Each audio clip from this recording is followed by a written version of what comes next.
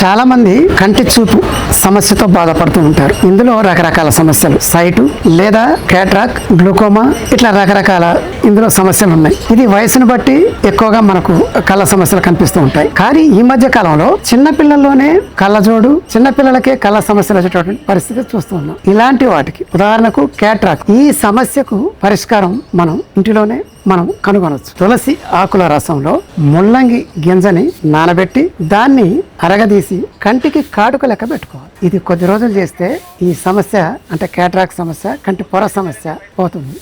తేనె మనందరికీ తెలుసు కదా, అందుబాటులో ఉంటది కదా. ఈ తేనెని రోజు మీరు పడుకుంటేప్పుడు రాత్రిపూట ఏ సమస్య అయితే ఉందంటే, ఏ కంటికి సమస్య ఉందో ఆ కంటిలో 2 చుక్కలు వేయండి.